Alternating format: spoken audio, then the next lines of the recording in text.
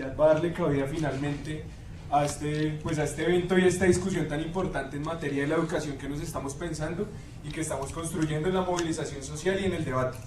En esa medida, como ya presentaba en el foro, vamos a tener pues en primera medida la intervención del profesor Rodrigo Primni, profesor de la Universidad Nacional y director del Centro de Estudios de Justicia. En un segundo momento tendremos el profesor Mauricio García, profesor también de la Universidad Nacional e investigador de justicia. Tendremos al profesor Frank Molano, docente de la Universidad Distrital, historiador y vocero del MODEP. Y tendremos finalmente al profesor Francisco Guerra, docente de la Universidad Distrital de Medio Tiempo Ocasional, investigador en política, investigación y derechos humanos. Entonces vamos a darle la palabra al profesor Rodrigo Primo. Lo que quería era darles a ustedes algunas herramientas y elementos de las posibles implicaciones que tendría asumir la educación superior como derecho fundamental o no.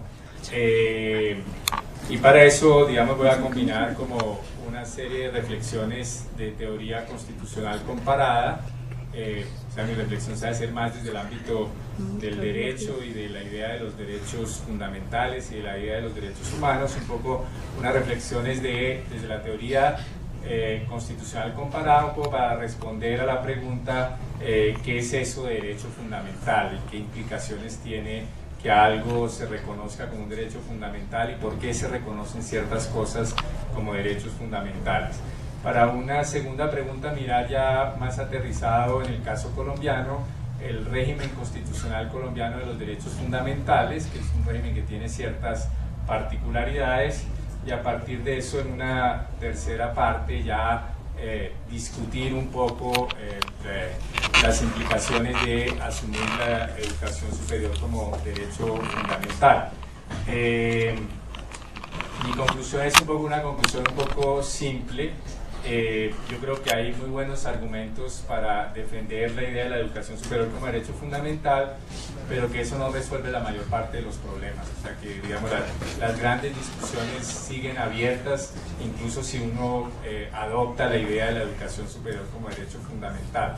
O sea que se piensa que esa es la vía esencial para resolver muchas de las controversias. No creo que lo sea, es un avance, pero las grandes controversias seguirán abiertas porque son más controversias de política pública que del reconocimiento de la educación como un derecho fundamental.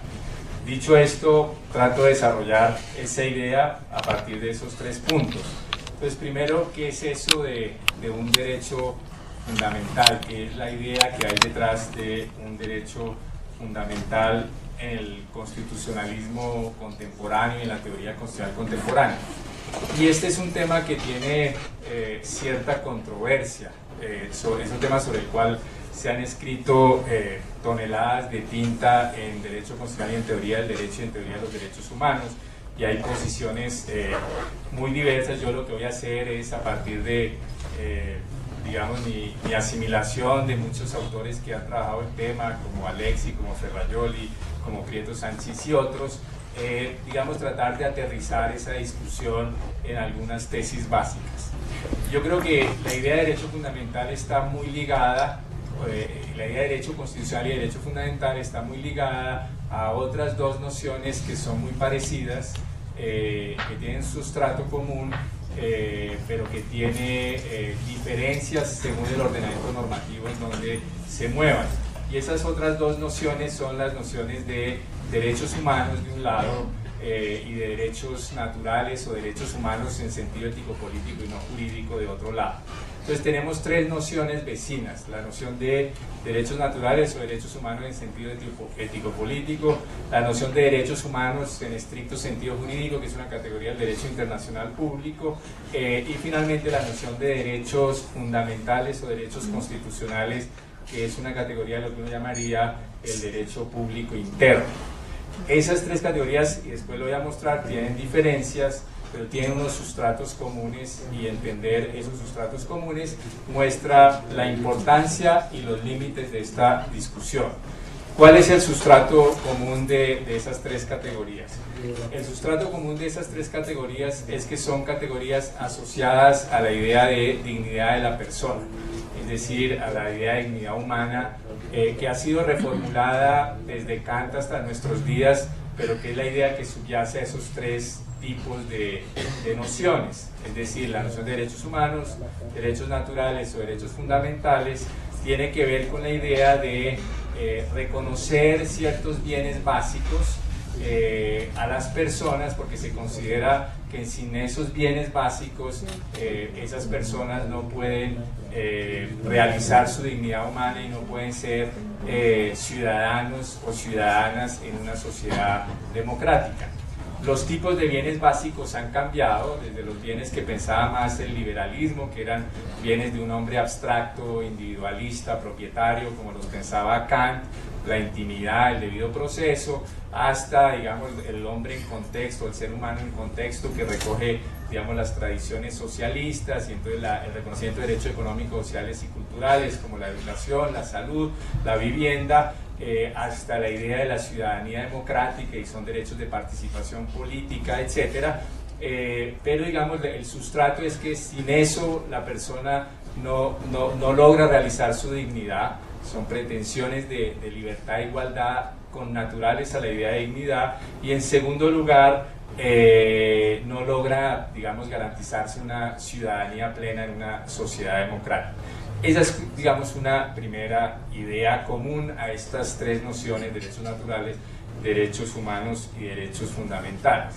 La segunda idea que le está asociada es una cierta idea de lo que llaman algunos filósofos del derecho el coto vedado, o la inmunidad de los derechos fundamentales o de los derechos humanos, que es un poco esa idea que son bienes que, por ser tan importantes a la dignidad humana y precondiciones de la democracia misma, esos bienes no están sujetos a la negociación política en una democracia, no están sujetos, digamos, al principio de mayoría y a las decisiones mayoritarias, sino que son un límite a esas decisiones mayoritarias. En ese sentido son un coto vedado, algo que el Estado no puede hacer cuando se trata de derechos de defensa, o que el Estado tiene que hacer cuando se trata de derechos prestacionales, sin importar mucho que importen que piensen las mayorías.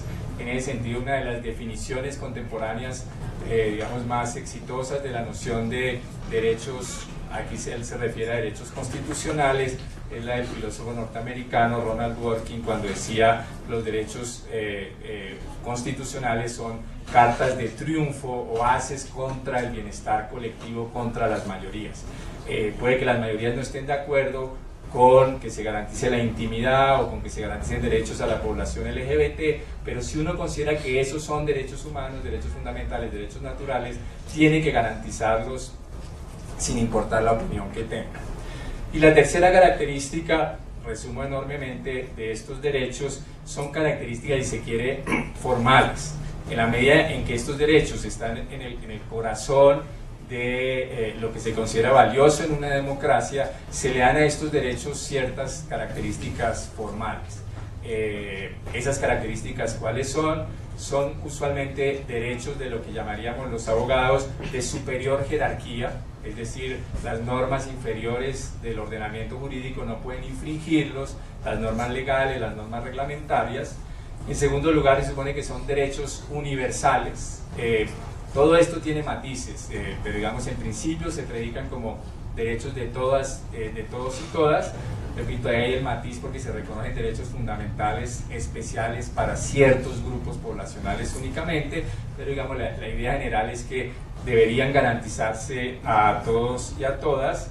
Y finalmente, que son derechos, o una tercera característica, son derechos en principio incondicionados, es decir, no es porque yo tenga o no capacidad de pago que me deben garantizar ese derecho, no es un derecho, no es porque yo sea una persona meritoria que me lo deben garantizar, puedo ser una persona virtuosa o puedo ser una persona no virtuosa, y de todos modos no por eso dejo de ser titular de esos derechos. Y finalmente, y todos tienen su polémica cuando uno se mete de lleno en el tema de derechos fundamentales, y finalmente son derechos que se supone son indisponibles, es decir, en principio, con todos los matices en casos concretos, pero en principio uno no podría abandonar o vender esos derechos, son inalienables e indisponibles. Entonces esa es como la característica común de esos derechos desde el punto de vista axiológico, ligados a la idea de dignidad humana y precondiciones de la ciudadanía democrática, y desde el punto de vista formal, universalidad, superior jerarquía, indisponibilidad e incondicionalidad, con enorme cantidad de matices cuando uno analiza derechos concretos. Dicho esto, ¿cuál es la diferencia entre los derechos naturales y los derechos fundamentales y constitucionales y los derechos humanos? La diferencia es en el tipo de ordenamiento jurídico en que se mueve. Cuando uno habla de derechos naturales o derechos humanos en sentido jurídico-político, uno diría que son bienes que uno filosóficamente ha justificado que deberían reconocerse en una sociedad democrática, pero que todavía no han tenido lo que los abogados llamamos un proceso de positivización, es decir, un proceso de reconocimiento como norma jurídica positiva vinculante. Un ejemplo sería, hasta muy recientemente, los derechos de las víctimas a la verdad.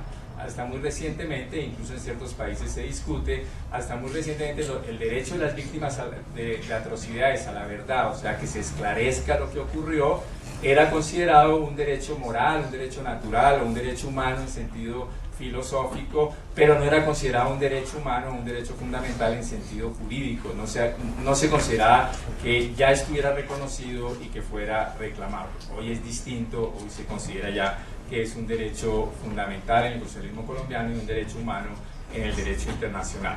En segundo lugar, los derechos humanos son más una categoría del derecho público internacional, es decir, son una categoría reconocida por tratados de derechos humanos. También la filosofía moral lo trabaja, pero en sentido estricto jurídico son más una categoría del derecho público internacional. Son compromisos que han adquirido los estados y que a veces ya se consideran que son normas imperativas de derecho internacional, según la cual los estados se obligan con su población a garantizarle ciertos bienes que son esenciales a la preservación de la dignidad humana.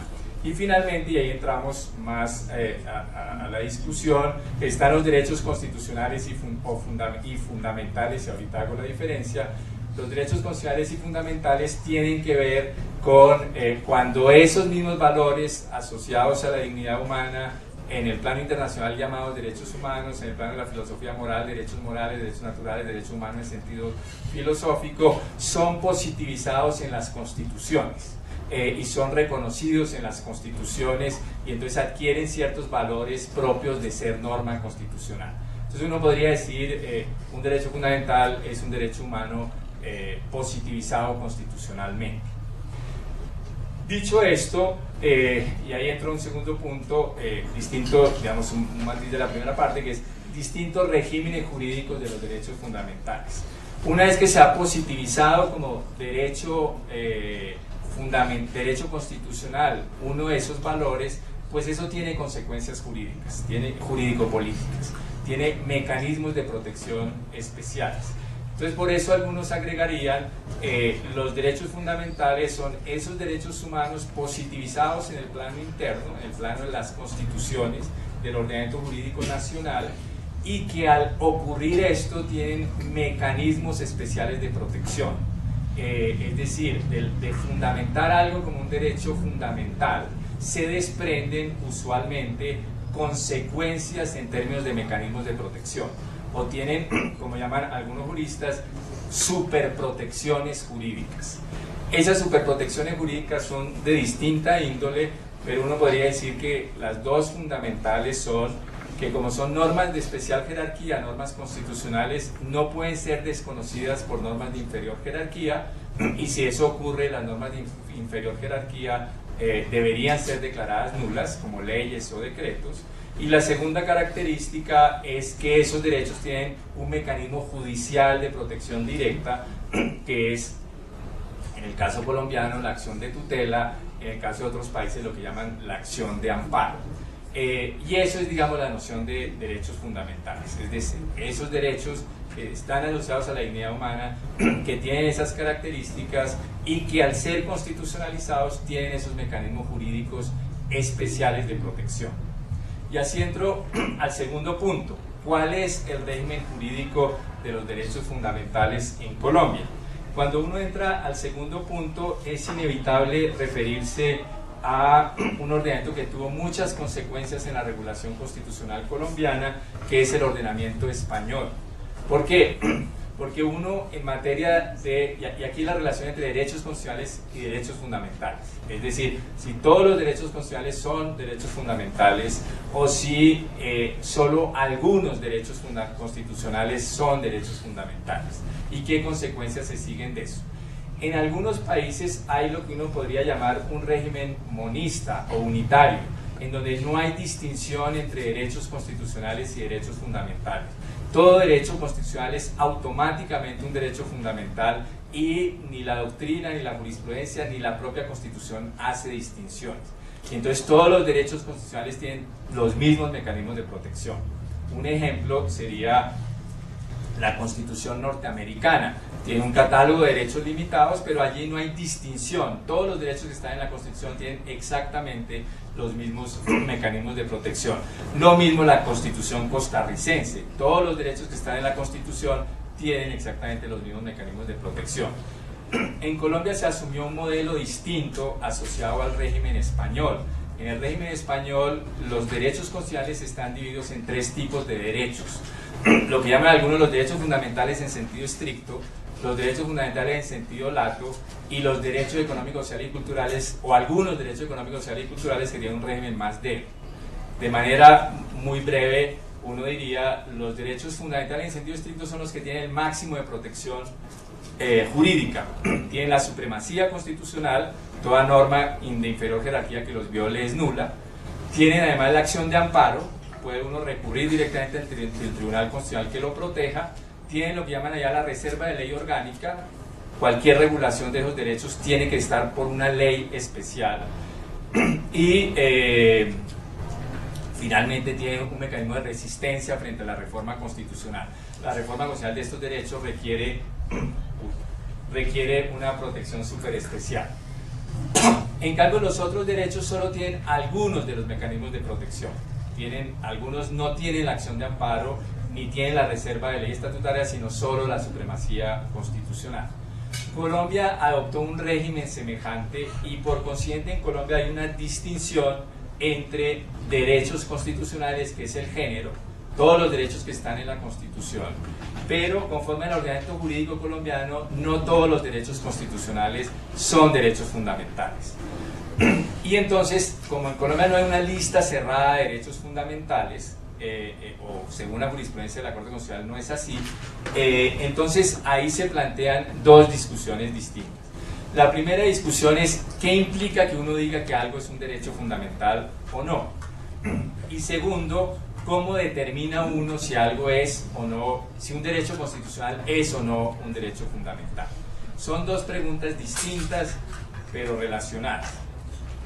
La primera pregunta nos diría cuál es la eficacia jurídica de reconocer algo como un derecho fundamental, y la conclusión sería la siguiente. Bien, reconocer algo como un derecho fundamental es simplemente reconocer que la tutela procede para proteger ese derecho, primero, y que usualmente esos derechos tienen lo que uno llama reserva de ley estatutaria.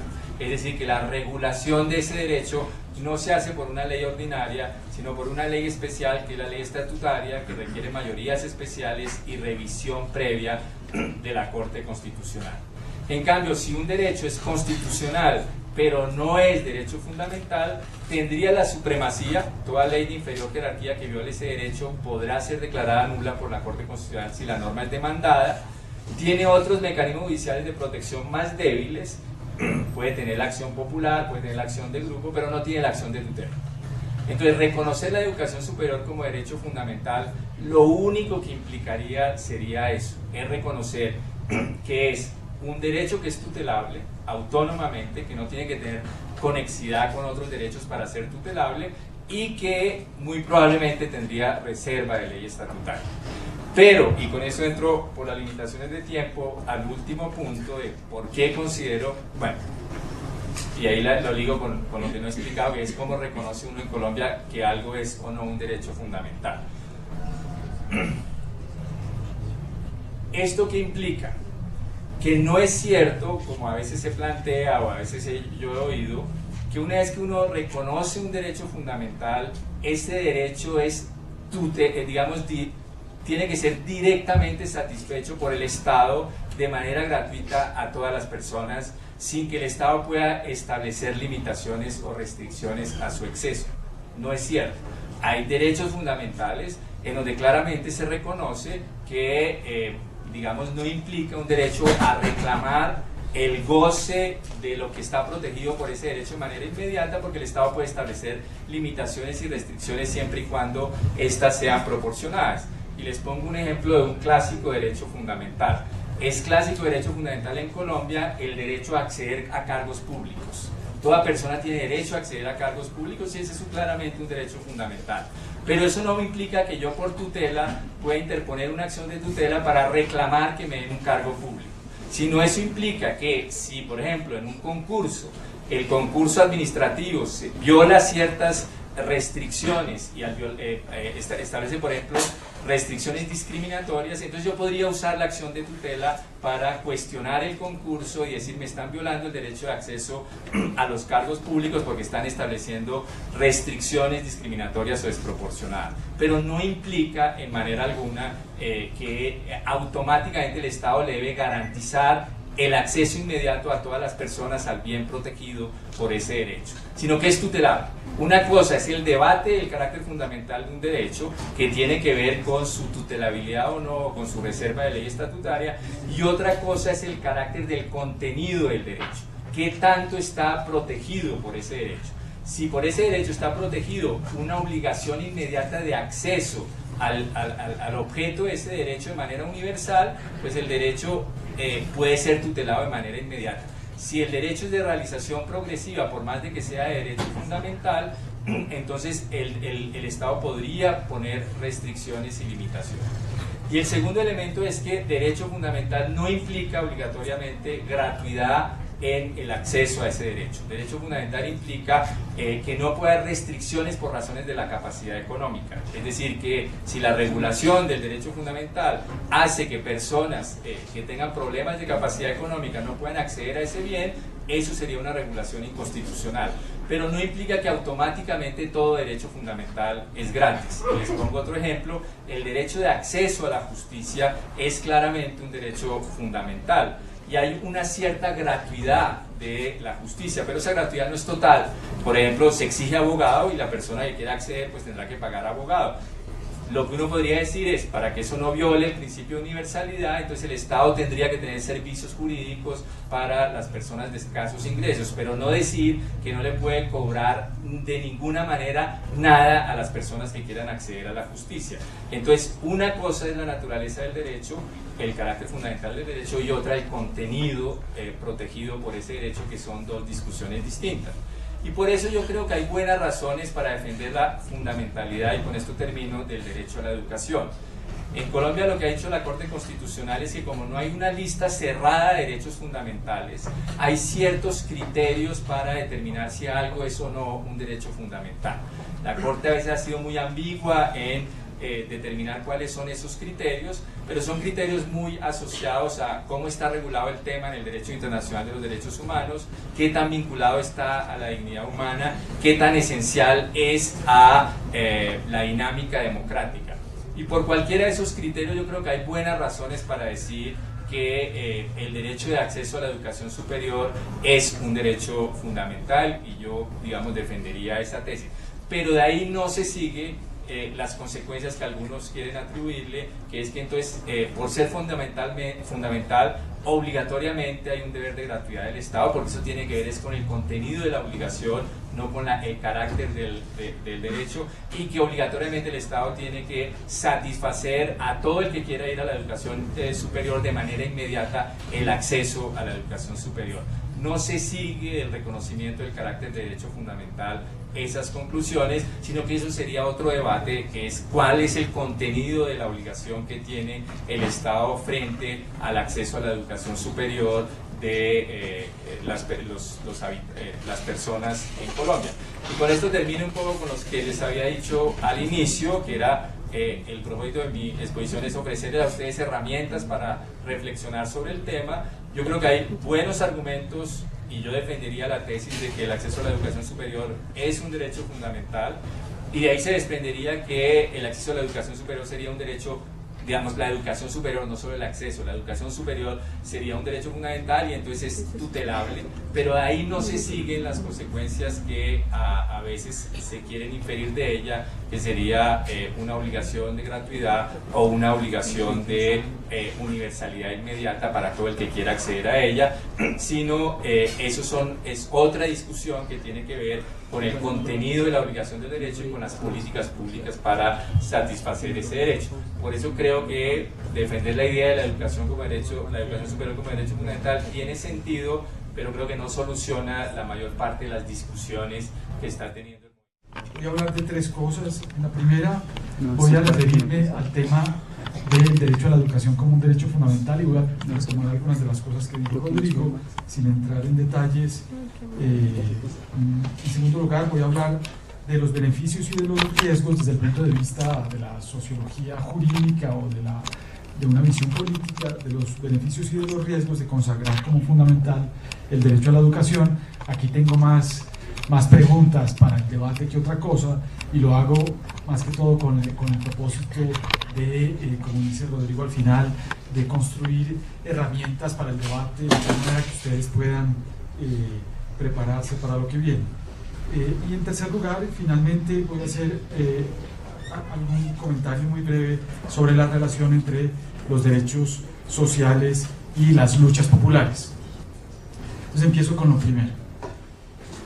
Lo primero que diría es lo siguiente: la Constitución distingue entre derechos y derechos fundamentales y establece una lista de cada uno de ellos, pero dichas listas no son taxativas, pues existe la posibilidad de que derechos que no están en la lista de los derechos fundamentales puedan ser en ciertos casos protegidos por medio de tutela cuando estos se encuentran en conexividad con derechos fundamentales, aunque entiendo que este tema de la conexividad ya no es tan importante como era inicialmente la jurisprudencia. Así las cosas, todos los derechos pueden ser eventualmente,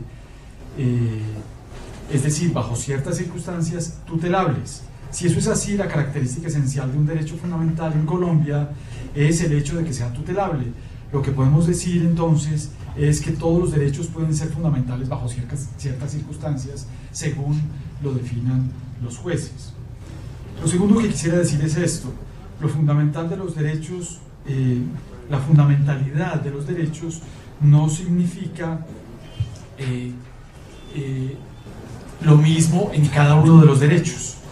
El hecho de que un derecho sea tutelable no quiere decir que sea de aplicación inmediata, como lo explicó Rodrigo, ni que implique una satisfacción plena de ese derecho. Los derechos fundamentales pueden ser protegidos de manera progresiva o bajo ciertas condiciones.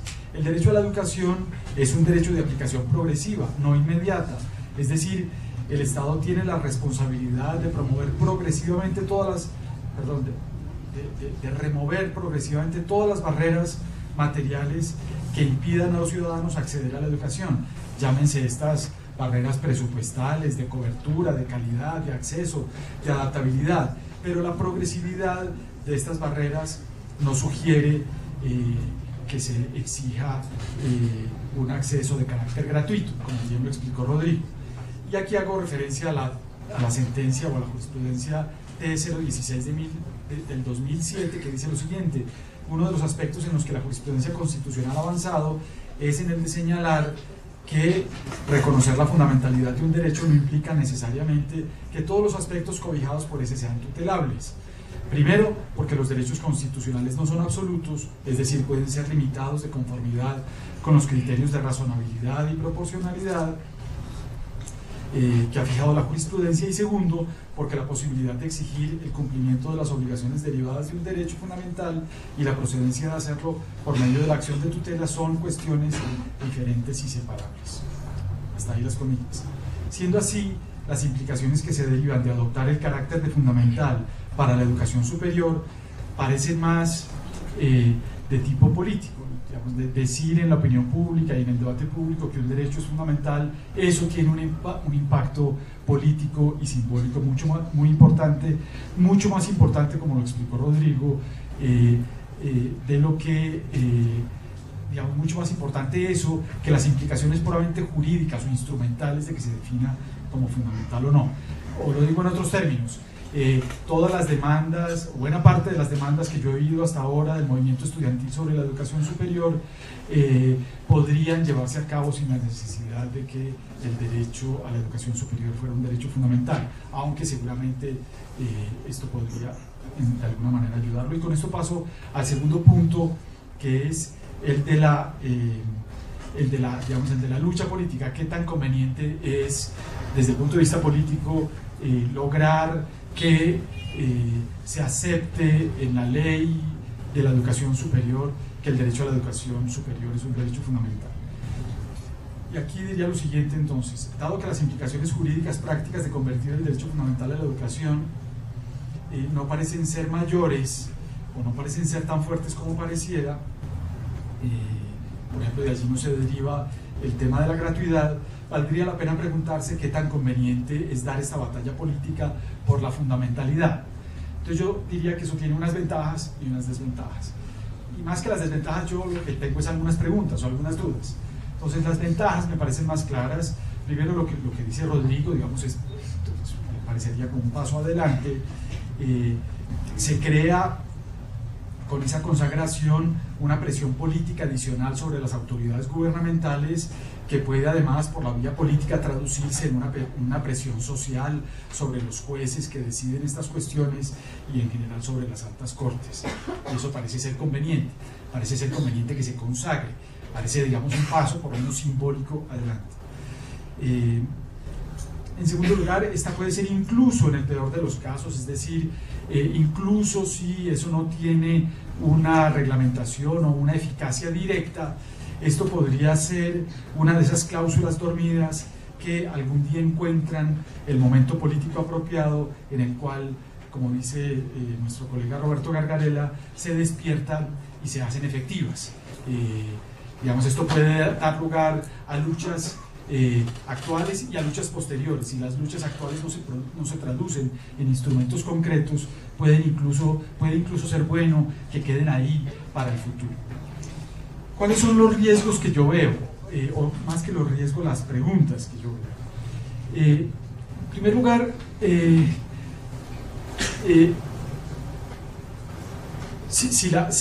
si el movimiento estudiantil tiene un catálogo muy largo, creo yo, y muy ambicioso de demandas, pues si la consagración del derecho fundamental, como lo explicó Rodrigo, no conduce a resolver los grandes debates y los grandes puntos que tiene el movimiento, como la gratuidad y otros, valdría la pena si políticamente es una petición que vale la pena, mejor dicho, si es una demanda o una batalla que vale la pena librar.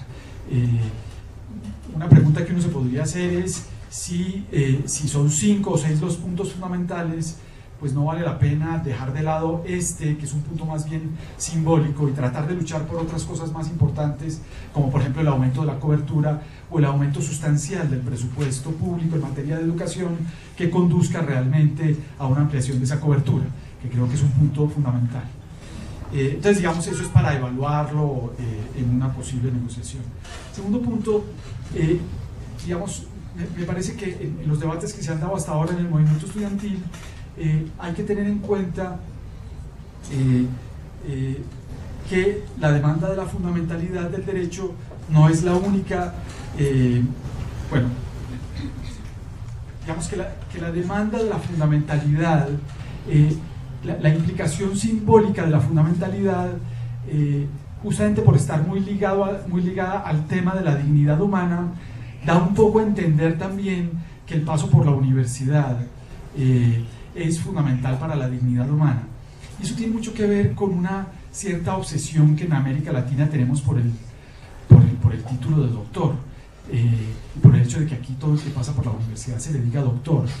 Y a mí, digamos, yo una de las cosas que me temo es que esto aumente ese fenómeno ya consolidado en América Latina y particularmente en Colombia de subestimación de las personas que no pasan por la universidad, como si no pudiera haber dignidad por fuera del paso por la universidad.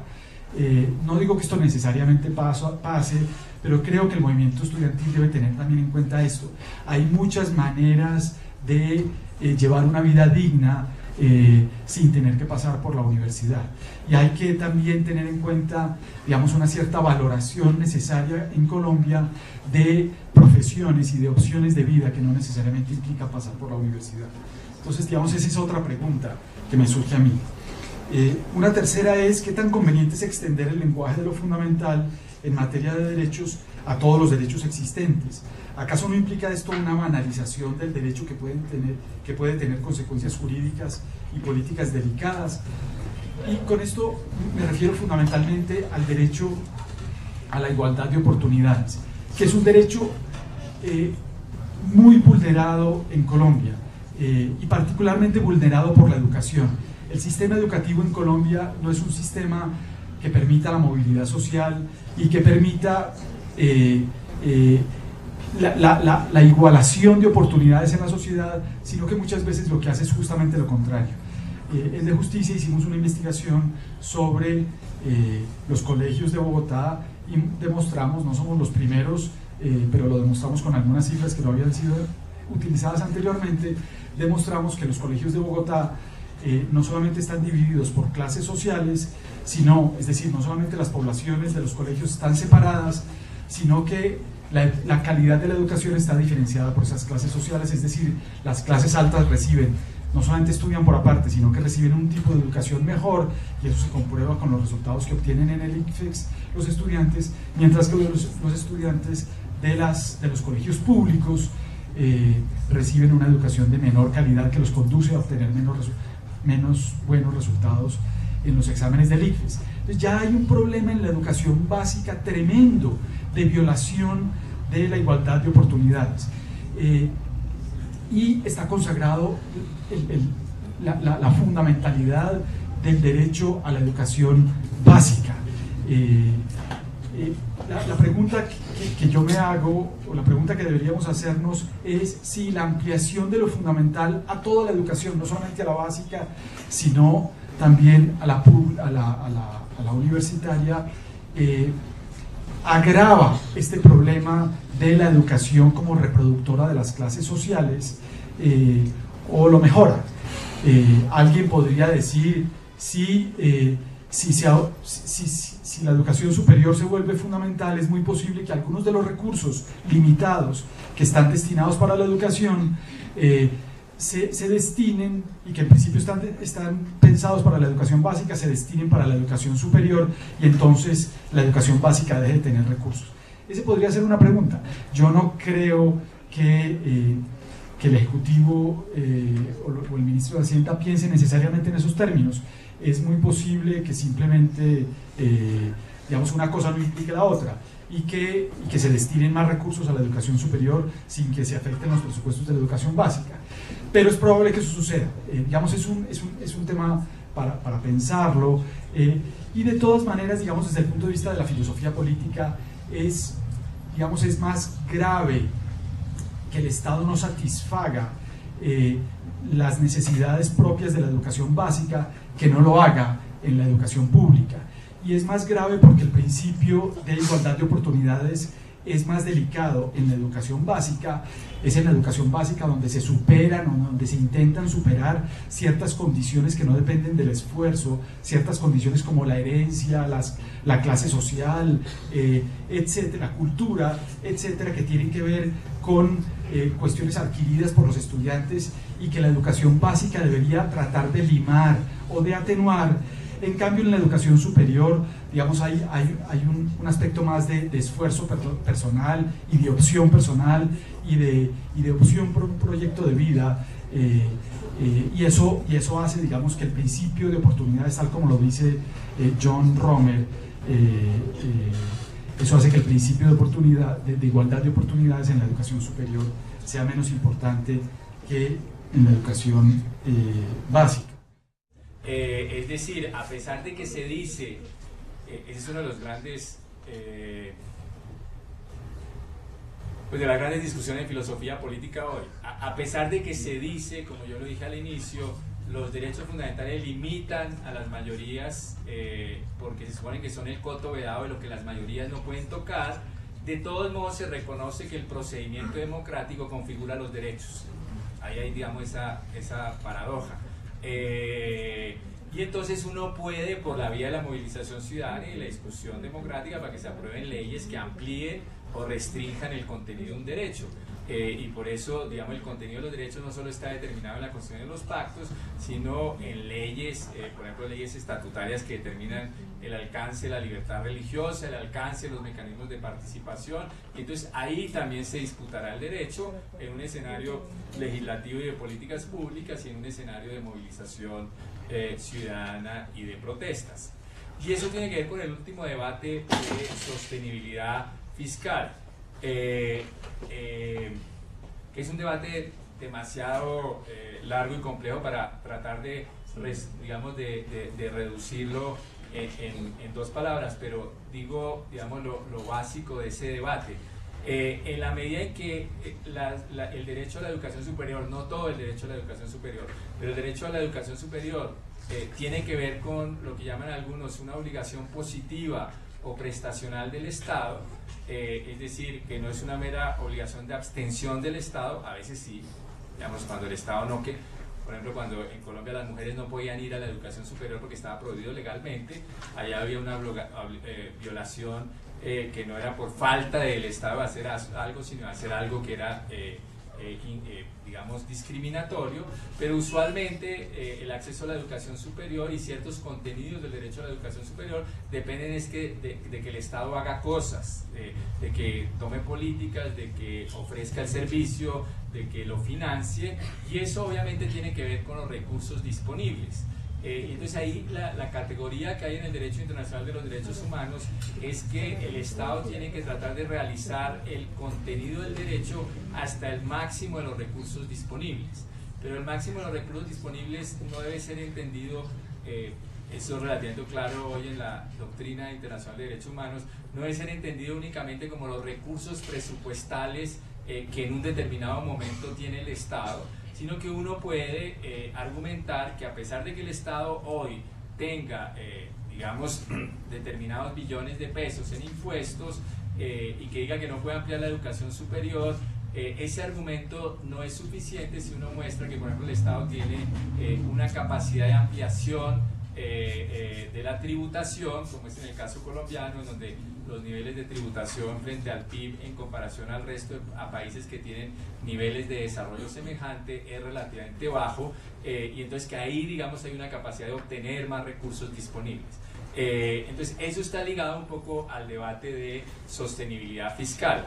Si uno tiene una concepción de la sostenibilidad fiscal según la cual frente a cualquier demanda de derechos sociales yo argumento que no hay plata, es cierto que hay una incompatibilidad entre los derechos sociales y la idea de sostenibilidad fiscal. Pero si uno tiene una idea de sostenibilidad fiscal, digamos, más amplia, más, si se quiere, keynesiana y más de largo plazo, según el cual, digamos, el Estado puede argumentar que en determinados casos no puede, digamos, hacer determinados gastos porque llevaría a desequilibrios macroeconómicos profundos y dramáticos. Entonces ahí uno puede decir que entre los principios de sostenibilidad fiscal y el máximo de recursos disponibles, entendido así de una manera amplia, y los derechos sociales, no hay contradicción. Entonces, más que el debate de si hay o no principios de sostenibilidad fiscal, a mi juicio el buen debate es cómo entiende uno la sostenibilidad fiscal y su relación con los derechos. Bueno, yo creo que la pregunta que me hicieron en buena parte fue respondida por Rodrigo. Simplemente quisiera agregar lo siguiente. Que es insistir en esto de que la dignidad humana es también un concepto, digamos, que tiene grados. Entonces, la violación, a mi juicio, de la dignidad humana, derivada del hecho de que a un estudiante, de que a un niño no se le dé educación básica, en principio parece mayor que la violación que se deriva de que a un estudiante universitario no se le dé educación superior. Y eso tiene que ver con esa relación que, repito, hace Romer entre circunstancias y esfuerzo. el Estado en la educación básica tiene como obligación fundamental limar las herencias y las circunstancias de clase, sobre todo, que tienen los niños que están en la educación básica. Y eso tiene que ver con la superación de eso que hemos llamado en Colombia el apartheid educativo. En Colombia tenemos un fenómeno de apartheid educativo y el apelativo no es demasiado fuerte para lo que existe. Pues bien, ahí hay una obligación tremendamente importante. Como lo explicó Rodrigo, en la educación superior, pues el hecho de que en determinadas circunstancias algunas personas por razones de mérito no puedan entrar a la educación superior, eso puede ser injustificable. Dicho esto, hay que también tener en cuenta que la educación superior en Colombia solamente tiene una cobertura del 30% y que, digamos, la gran mayoría de las personas que quieren entrar a la universidad no lo pueden hacer. Entonces hay que luchar desde luego por la ampliación de esa cobertura y por la ampliación de los presupuestos. La pregunta, repito, es si esa lucha necesariamente pasa, parece que no, según lo hemos sostenido Rodrigo y yo, por la definición de fundamental del derecho a la educación superior, o depende de otras cosas distintas. Muy buenas tardes.